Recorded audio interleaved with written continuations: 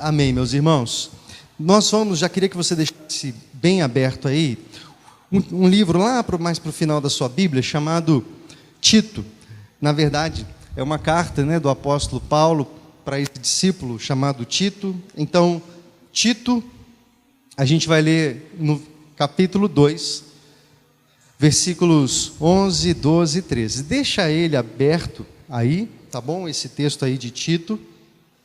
Nós vamos chegar até ele, mas antes eu gostaria de fazer uma introdução aqui.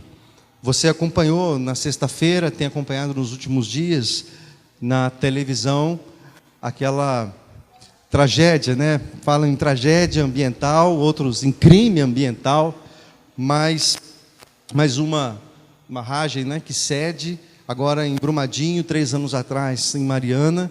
Hoje à tarde, os números até aquele momento em que eu pesquisei, eram 37 mortos. Dessas 37, 16 pessoas foram identificadas, 287 pessoas ainda estavam desaparecidas naquela avalanche, de lama, rejeito de minério, que vai destruindo tudo pelo caminho, fruto da ganância do homem, do lucro acima da vida, do ecossistema, do meio ambiente.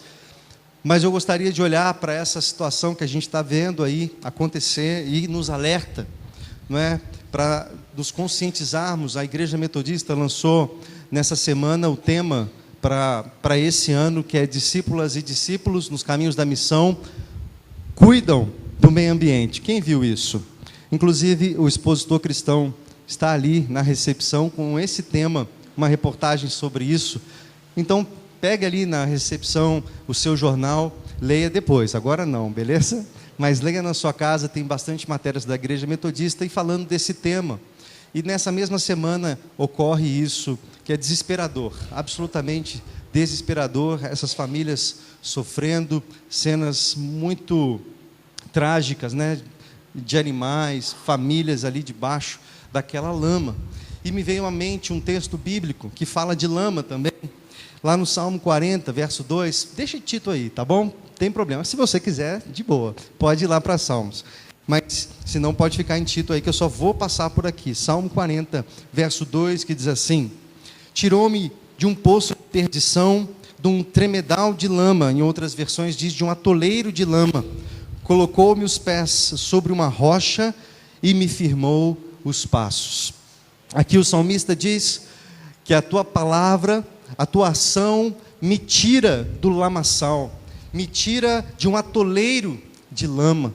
E no meio dessa situação que a gente vê na televisão acontecendo, algo que nos leva a orar, nos leva a nos posicionar também, mas esse texto nos fala de um outro tipo de lama que muitas vezes está nos atolando na vida. E essa lama não é de rejeito de minério, mas de rejeito, de acúmulo de pecado.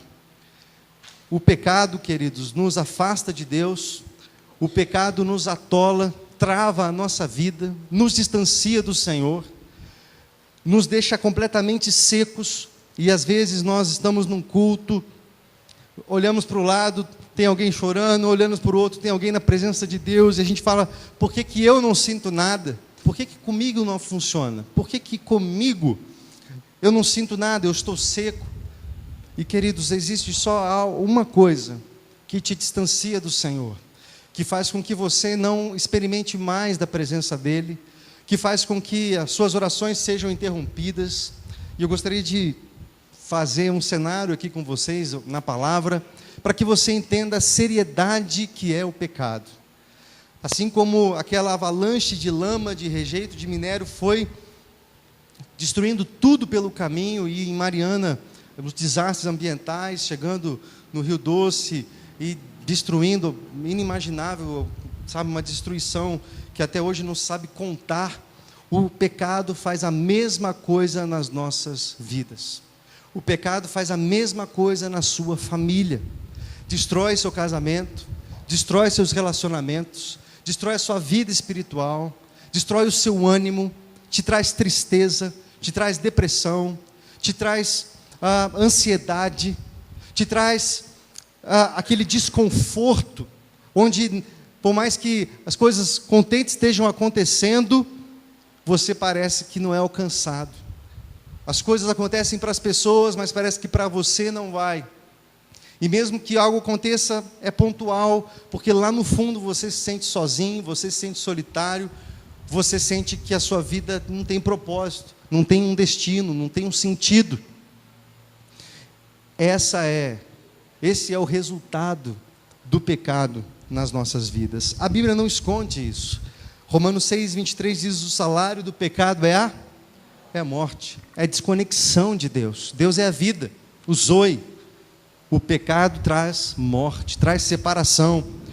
Isaías 59, verso 2 diz assim: as suas iniquidades fazem separação entre vós e o vosso Deus, e os vossos pecados encobrem o seu rosto de vós, para que não vos ouça. Olha só isso aqui. As suas iniquidades fazem separação entre vós e o vosso Deus. Os seus pecados fazem com que Ele encubra o rosto sobre você. Deus é a luz. Naquele texto que a gente leu, 1 João, capítulo 1, no versículo 8. Se você ler o contexto, 5, 6 e 7, você vai ver que Deus é luz. E não há como compactuar com trevas. Não há como a gente querer experimentar a presença plena do Espírito Santo, que é a luz plena, se estivermos em trevas, se estivermos em pecado. E é por isso, querido, que você precisa abrir seus olhos. Talvez você tenha alguns pecados de estimação na sua vida, pecados que ninguém sabe, nem a sua esposa, nem seu marido, talvez sua mãe, seus amigos mais chegados não sabem. Mas são pecados ocultos, pecados não confessados, pecados não revelados. Eu quero dizer, querido, que se você não confessar, não encontrar um arrependimento genuíno, é como se você estivesse atolado na lama. É como se você estivesse submerso. Você não consegue nada. Nada vai dar certo. Nada vai para frente. Isso é tão sério, queridos, e às vezes a gente não se dá conta, porque no ano passado, e eu me parei pensando, creio que o Espírito Santo, ministrando no meu coração nesse sentido, porque nós no ano passado falamos muito sobre graça. Ministrei assim várias pregações, ministrações, aulas, falando sobre a graça de Cristo Jesus, dizendo que a graça é um favor imerecido, um presente de Deus que você não merece. E a Bíblia nos fala sobre isso exatamente, não é? A salvação, por exemplo, é um presente de Deus para você. Você recebe pela graça dele, não há mérito para que você seja salvo. Isso é verdade. O problema de a gente compreender só em parte isso, é que nos leva para um extremo do relativismo, de uma palavrinha que chama licenciosidade, que significa abusar da liberdade.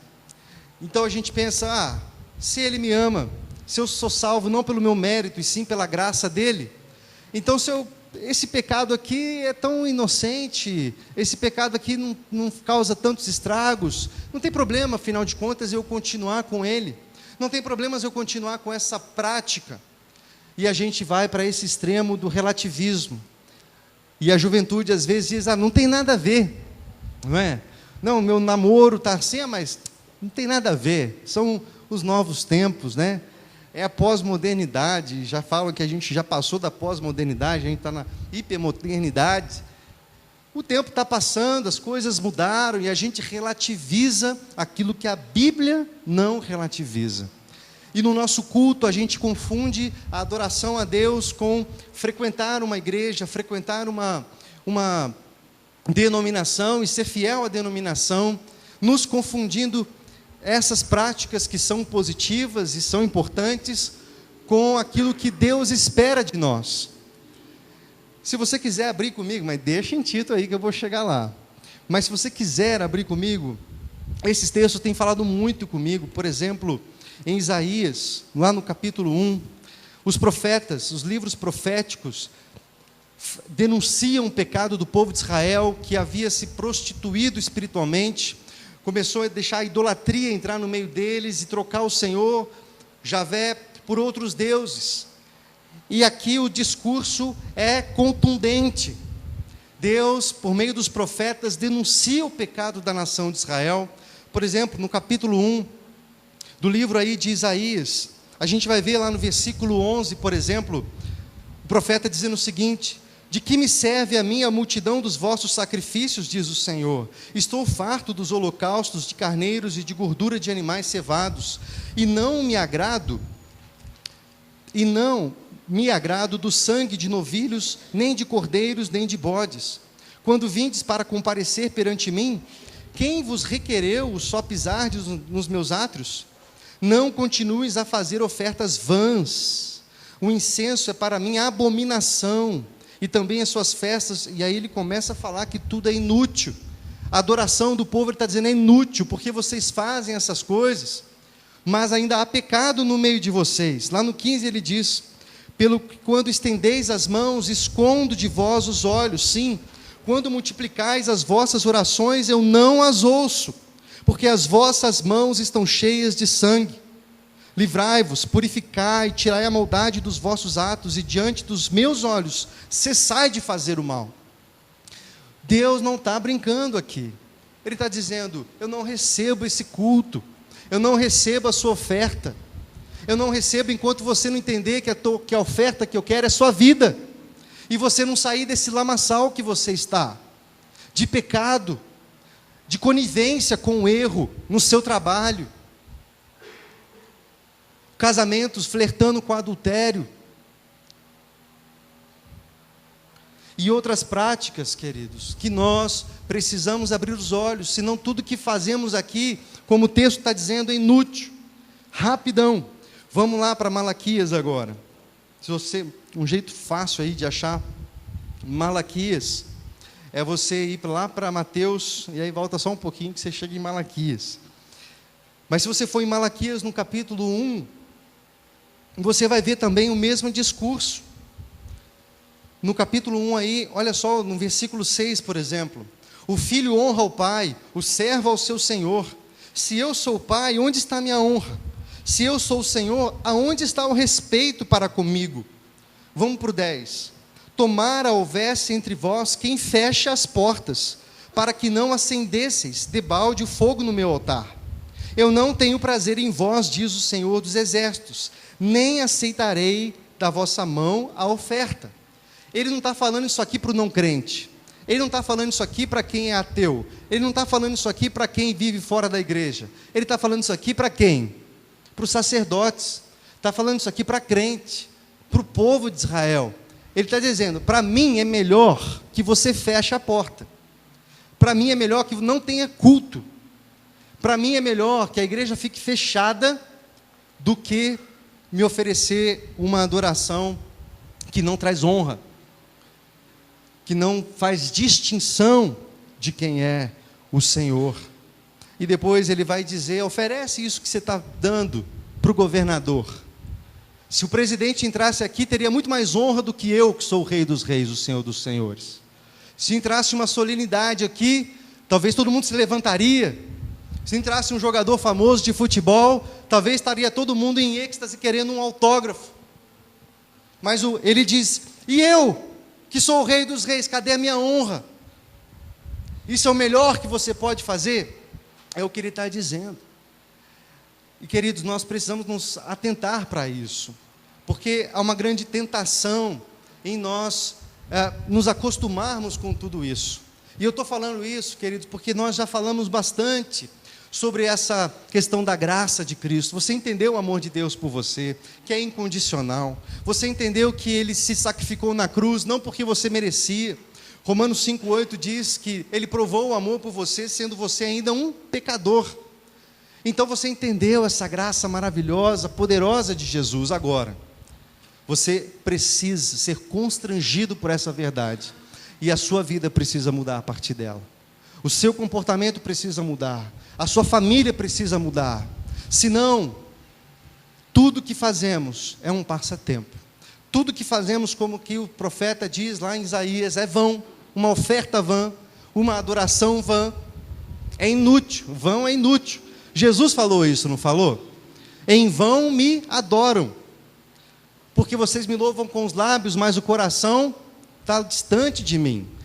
Adoração vã, adoração inútil, que não alcança a Deus, alcança pessoas, alcança quem está olhando, mas não alcança o coração do Pai. Agora vamos lá para Tito, queridos. Agora sim, vamos lá para Tito, capítulo 2. Olha só o que o apóstolo Paulo diz. Portanto, esse portanto dá a entender de que ele está se referindo ao que está acima, e eu vou citar daqui a pouco. Portanto, a graça de Deus se manifestou salvadora a todos os homens, educando-nos para que, renegadas a impiedade e as paixões mundanas, vivamos no presente século sensata, justa e piedosamente, aguardando a bendita esperança e a manifestação da glória do nosso Deus e Salvador, Jesus Cristo. Nesse texto, o apóstolo Paulo está dizendo que a graça de Deus traz salvação. Você não me ouviu, vou te dar uma oportunidade aí. O texto no versículo 11 diz que a graça de Deus se manifestou, trazendo salvação a todos os homens. Amém? Você está incluído aqui, você? Amém? Glória a Deus, isso é maravilhoso. Essa é uma verdade poderosa, isso tem que mexer com você. A graça trouxe salvação. Efésios 2,8 vai falar sobre isso, que a salvação é fruto da graça, no entanto, ela é estartada mediante a fé.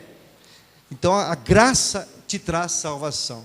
Mas o texto continua, dizendo que a graça não apenas traz salvação, mas a graça, ela te educa, te regenera, ela tira toda a paixão mundana, ela faz com que você viva o presente século de forma sensata, justa e piedosamente. É isso que está dizendo. Eu me lembro de uma história que eu ouvi, de uma mulher que vai para a igreja, e toda vez que ela está na igreja, ela ora assim: Senhor, por favor, tire as teias de aranha da minha vida espiritual. E ela voltava na outra semana e falava a mesma coisa, ela dizia: Senhor, por favor, tire as teias de aranha da minha vida espiritual. E ela repetia isso incansavelmente, semana após semana. Aí um dos rapazes que estava acompanhando já perdeu a paciência com aquela mulher orando da teia de aranha, e toda vez ele diz assim: Senhor, por favor, tira a aranha, mata a aranha da vida espiritual dessa mulher. E querido, nós às vezes queremos confessar ao Senhor as teias, e não tratamos as causas, as aranhas.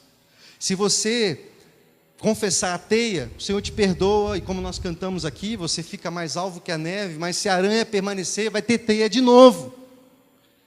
Se você não tratar, querida, a infecção, a ferida vai continuar, não importa se você bota esparadrapo, não importa se você bota mertiolate, o que for aí, vai ter infecção de novo. Você não tratou a ferida direito. Você confessou, você chorou, mas não teve mudança de hábitos. A gente fala incansavelmente em sua vida espiritual, sua vida devocional, como está a sua vida com Deus. Você está passando tempo com o Senhor, lendo a palavra, está orando mais, está evangelizando, está firme na célula. Semana após semana eu sou repetitivo nisso. E talvez você passou essa semana sem se encontrar com Deus, sem abrir tua Bíblia. Talvez você passou essa semana sem compartilhar o Evangelho com alguém, sem orar como deveria orar.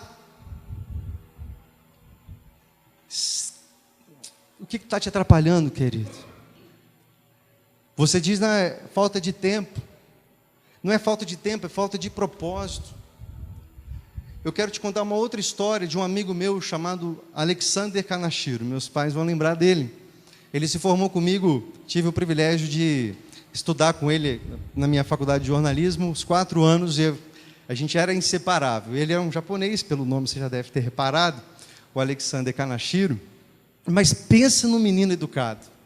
Pensa num menino, sabe assim, que você quer ficar perto da pessoa, porque é uma pessoa extremamente educada, generosa, amorosa. E aí depois da faculdade ele foi para o Japão. Passou uma temporada no Japão, eu e a Rebeca morávamos lá em São Bernardo do Campo ainda, e ele veio para Campo Grande, né, onde a família dele mora, para passar uns dias lá em Campo Grande. Esse menino, ele comprou a passagem, foi lá para São Paulo se encontrar comigo, né, com a Rebeca, passou uns dias lá em casa, e era tanto amor, ele trouxe camiseta para a gente, ele trouxe uma panela de fazer, uma panela elétrica lá do Japão, trouxe um monte de lembranças, era tão gostoso, a gente não queria que ele fosse embora, mas ele passou aqueles dias com a gente, ele pedia, ele é São Paulino, queria ir no Morumbi, vamos no Morumbi, um restaurante indiano, vamos num restaurante indiano, e sabe, era gostoso servir, porque era tanto amor que ele dispensava para nós, querendo estar com a gente, e isso constrangia. Eu e a Rebeca, a gente fala, nossa, como a gente fica constrangido perto do Alexander, do tanto que ele manifesta esse carinho, esse amor pela gente. E tudo que ele pediu, eu me lembro que ele pediu umas fotos de uma época, a gente fez o nosso TCC, uma monografia juntos, isso muito tempo, eu acho que foi 2005, não, a gente formou em 2000 e... é isso mesmo, né? 2006 que eu me formei. Então foi 2005 mais ou menos, ele pediu umas fotografias dessa época, e eu tinha, quando ele pediu, imediatamente eu fui fuçar meus arquivos lá, e mandei para ele, porque era prazeroso demais, né, fazer o que ele pedia, porque ele manifestava tanto amor, né, tanto carinho, e a gente queria retribuir. Por que eu estou falando essa história do Kanashiro, né, do Alexander? O que tem a ver? Queridos, porque o que o apóstolo Paulo está falando aqui, da graça salvadora de Cristo, que produz salvação, mas a graça produz santificação, produz mudança de atitude. O que vai produzir, querido, santidade na sua vida, o que vai fazer com que você vença o pecado, que nós falamos tanto aqui, é o nível do entendimento que você tem da graça de Jesus. Quando você entende o amor do Pai, a graça de Jesus, você fica tão constrangido, você se sente tão amado, como se você estivesse perto dessa pessoa que te faz ficar tão constrangido, com tanto amor, com tanto carinho, e você quer retribuir. Quando você entendeu o que Jesus fez por você naquela cruz, a graça dispensada a você, querido, ninguém vai precisar mandar você parar com essas patifarias aí da sua vida. Você vai ficar tão constrangido com o amor, com a graça de Cristo, que você vai falar, o que eu vou fazer se não obedecê-lo? O que eu vou fazer se não parar com essas práticas? O que eu vou fazer se não parar com essas amizades, se Ele que me ama tanto, que demonstra tanto amor, demonstra tanto carinho, está me pedindo essas coisas? É isso que o apóstolo Paulo está falando. Portanto, a graça de Deus se manifestou salvadora a todos os homens, educando-nos para que, regeneradas a impiedade e as paixões mundanas, vivamos no presente século sensata, justa e piedosamente, aguardando a bendita esperança e a manifestação da glória do nosso Senhor Jesus. Quem faz isso? A graça. Quem faz você vencer o pecado, querido? A graça de Cristo. Sabe por que às vezes você não consegue andar em santidade? Porque falta uma revelação pessoal da graça de Cristo na sua vida. Quando você entendeu o tanto de amor que foi dispensado a você, quando você entendeu o tanto de perdão que foi derramado sobre a tua vida, quando você entender isso te constranger tanto, querido, você não vai ter outra opção a não ser obedecer a Jesus. E vai parar com essas falas, não, eu sou assim mesmo, não, é muito forte, eu fumo há tanto tempo, afinal de contas, eu bebo há tanto tempo. Pois é, pornografia faz tanto tempo, né? Meu casamento nem está tão bem assim, né? Então, poxa, aquela mulher olhou para mim. Você vai parar de dar desculpa, querido. Porque há uma coisa te constrangendo. Não é o pastor que está te obrigando, não é seu líder de célula que está te cobrando. Você vai falar, como é que eu vou ficar sem ler a Bíblia hoje? Se Ele me amou tanto, eu quero conhecê-lo mais. Como é que eu não vou falar esse amor para as pessoas e você vai parar de falar que não consegue evangelizar as pessoas? Você vai parar de falar que não é seu ministério? Porque quando você entender, tiver uma revelação pessoal da graça e do amor de Cristo pela tua vida, você não tem outra opção, querido, a não ser entregar a sua vida a Ele. A não ser um testemunho vivo nessa geração. O que produz santidade na sua vida, querido? A graça de Jesus. Que a gente não permita, querido, que A mensagem da graça, do favor imerecido, nos deixa acomodados. E às vezes eu ouço frases assim: poxa, eu sou pecador, né? Eu cometi isso, mas fazer o quê? Eu sou pecador, né? É verdade, querido, você é, e eu já falei isso aqui algumas vezes, muitas pregações. Só que é um problema quando a gente torna isso uma zona de conforto. Eu sou pecador, né? Então, poxa, eu estourei, gritei, xinguei, mas, eu sou ser humano, né? Sou pecador. E não existe nada dentro de você te forçando a ser diferente, trazendo arrependimento genuíno, trazendo mudança de pensamento, de comportamento. É porque nós não compreendemos a profundidade da graça de Jesus. Percebe, queridos? É isso que o apóstolo Paulo está falando. Que a graça produz salvação a todos os homens. Mas essa mesma graça produz santidade, produz santificação. E a Bíblia, queridos, está recheada disso. Está recheada dessas verdades. Eu vou ler para vocês alguns versículos aqui. Hebreus 12, verso 14, diz assim: segui a paz com todos e a santificação, sem a qual ninguém verá o Senhor. Quem quer ver o Senhor aqui? Queridos, sem santificação, sem a paz com todos, ninguém verá o Senhor. Mas como é santo aquele que vos chamou, sede também santos em toda a vossa maneira de viver. Porquanto está escrito: sede santos, porque eu sou santo. Esse texto está em 1 Pedro 1, 15, 16, mas a referência é lá de Levítico. Quando o Senhor tira o povo da escravidão, Ele lembra o tempo inteiro: eu sou o Senhor, Deus Todo-Poderoso, não preste culto para ninguém, eu sou o único Deus, sede santos porque eu sou santo. E querido, isso não venceu. Esse é o desejo de Deus para a sua vida: sede santos, porque eu sou santo. Você pode falar isso para quem está do teu lado aí? Sede santo, meu amigo, sede santo. É o Senhor quem está falando isso para você, é a palavra: sede santos.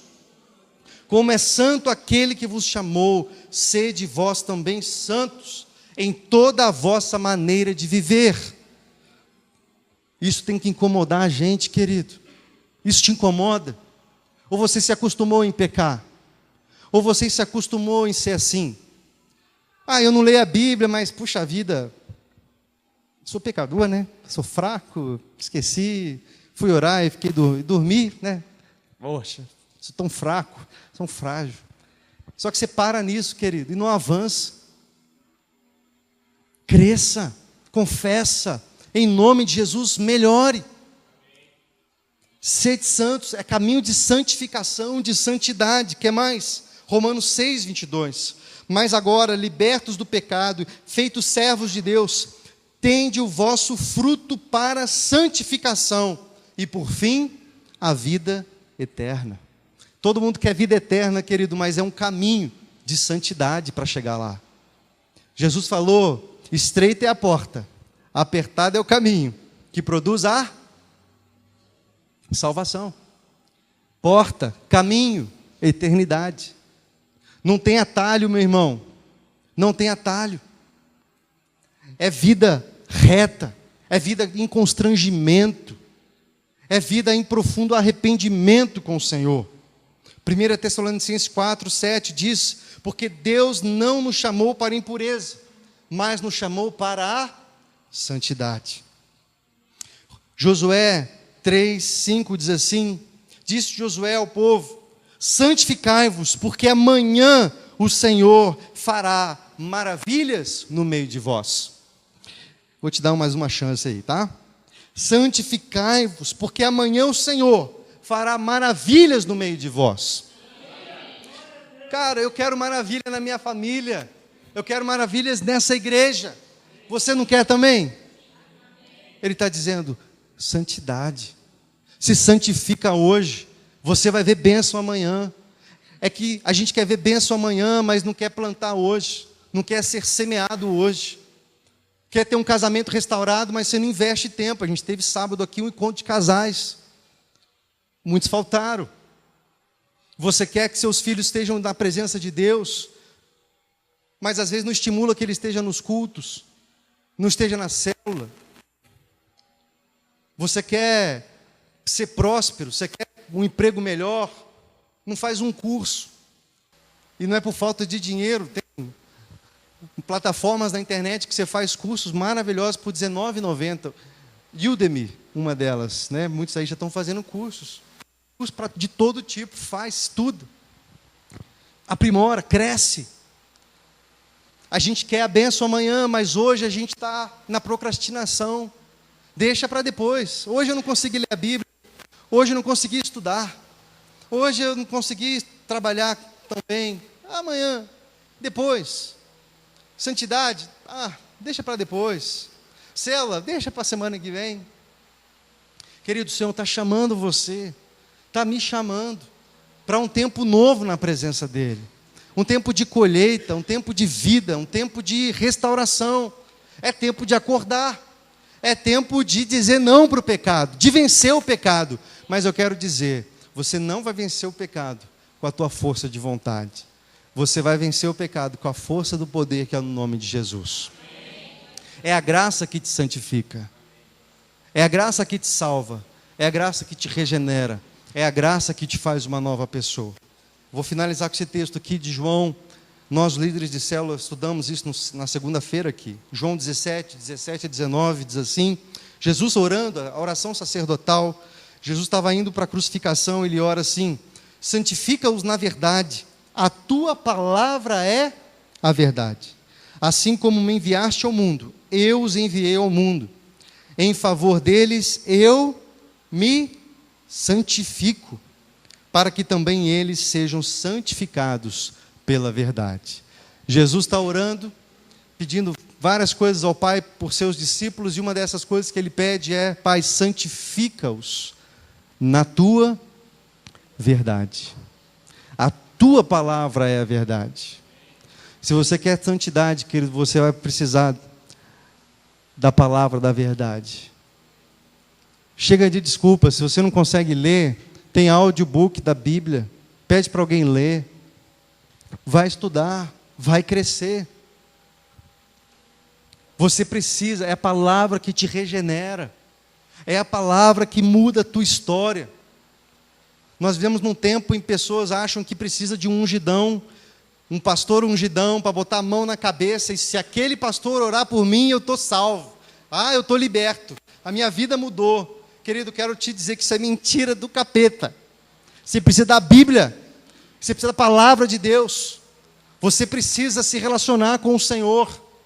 Você não precisa de um ungidão botando a mão na sua cabeça. Você precisa do Espírito que te convence e te leva a toda a verdade. Mas para isso, meu irmão, minha irmã, em nome de Jesus, entenda, tem que ter o esforço, tem que sair da zona de conforto, tem que se esforçar para permanecer. O apóstolo Paulo diz: eu esmurro o meu corpo, eu reduzo ele à escravidão, para permanecer firme até o final. O apóstolo Paulo está falando isso: no final da vida eu estou esmurrando meu corpo, eu não quero que a minha carne fale mais alto, eu estou me negando, eu estou me renunciando, morrendo, para viver a vida eterna em Cristo. Só que a gente quer viver na carnalidade e querendo bênção, quer viver respondendo aos anseios, às paixões carnais e cobrando de Deus resposta. Quando que a gente vai acordar? Quando que você vai perceber, querido, que você precisa mudar a sua postura para você salvar seu casamento? Você não precisa de uma pílula mágica para você salvar a sua vida financeira. Você não precisa de uma pílula, de uma varinha de condão. Você precisa fazer conta. Você precisa botar as contas no papel, meu irmão. Ter vida mais simples, parar de gastar. Ir para o padrão que Deus quer que você viva. Administrar melhor, não é de mais dinheiro que você precisa. Muitos acham que é. Não é, querido. Talvez se Deus te der mais dinheiro, você vai aumentar suas dívidas e não vai pagar suas contas. O que você precisa, querido, é do conselheiro, do bom conselheiro, do maravilhoso conselheiro, que é o Espírito Santo, te guiando em todo caminho, em toda a verdade. É disso que nós precisamos, ser constrangidos com a verdade. esse texto de Tito que nós lemos vai falar algumas palavrinhas muito importantes. A primeira dela fala de renúncia, renunciar toda impiedade, toda impiedade. E depois lá no final fala de remissão, que Cristo nos remiu, nos comprou e agora nós somos dele. E a gente precisa parar de viver como se a gente mandasse, como se a força do nosso braço fosse resolver as coisas e começar a viver na presença do Senhor em profunda santidade. Nesse texto que a gente leu, voltando aqui para finalizar, quando Jesus ora para que Deus santifique os discípulos, tem uma frase aqui que me choca, que me perturba, quando ele diz o seguinte: em favor deles eu me santifico, para que também eles sejam santificados pela verdade. Jesus dizendo que está se santificando, mas por quê? Se Jesus é santo, Jesus é Deus, como que Jesus está se santificando? É porque, querido, o termo santificação, santidade, santo, vem da raiz separado. Jesus está dizendo, em favor deles eu me santifico, eu me separo, eu me dou, eu renuncio à minha vida. Por isso que o apóstolo Paulo está falando de renúncia aqui também, lá em Tito. Porque, querido, santidade tem a ver com renúncia. Dizer não para o pecado, dizer não para as suas paixões, para os seus desejos, para a sua carne, e começar a viver a vida de Deus, a vida de uma pessoa arrependida, a vida de uma pessoa que se encontrou com Jesus. Isso é renúncia. Jesus está dizendo, em favor deles eu me renuncio, eu vou para a cruz, eu me dou, eu me semeio, eu escolhi, não foi ninguém que me prendeu no meio da noite, puxa, não consegui escapar, pegaram Jesus, não, ele falou, eu me dou, eu escolhi. E, queridos, nós precisamos escolher esse caminho, porque é o único. Se você quiser a porta larga, de prazeres, de conforto, muitas vezes, você pode estar bem distante do seu Criador e do propósito dele para a sua vida. Se você não entendeu que o Evangelho te coloca renúncias, talvez você tenha ouvido sobre um outro Evangelho. A palavra de Cristo é a verdade, ela te santifica. A graça te salva, mas a graça te santifica. A graça te salva, mas a graça te faz vencer o pecado. Se você quer vencer o pecado, querido, saiba que você só vai conseguir isso quando você tiver uma revelação pessoal do que aconteceu naquela cruz 2000 anos atrás. Se para você aquilo é só uma história que alguém te contou um dia e você concordou e está aqui, mas isso não mexe com você, temos um problema muito sério aí. Não vai funcionar a sua vida cristã. Vai ser estéril, sem fruto, sem resultado.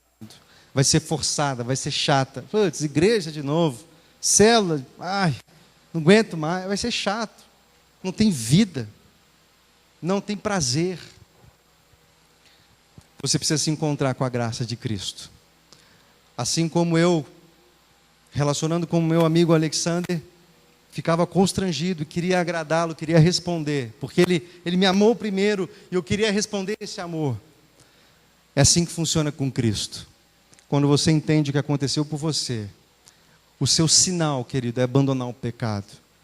O seu sinal é voltar para os braços do Pai, em arrependimento, com o coração contrito, com o coração regenerado.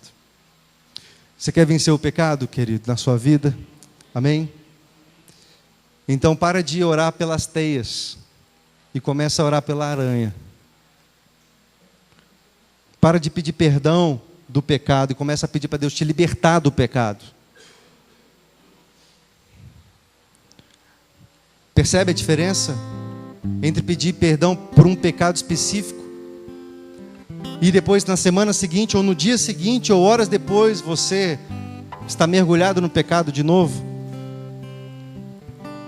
E começa a pedir para Deus te libertar do pecado, por meio da graça dEle, te levar a uma vida em santidade, uma vida que reluz a graça, a glória, e ninguém ao seu redor vai resistir aquilo que está acontecendo no seu coração.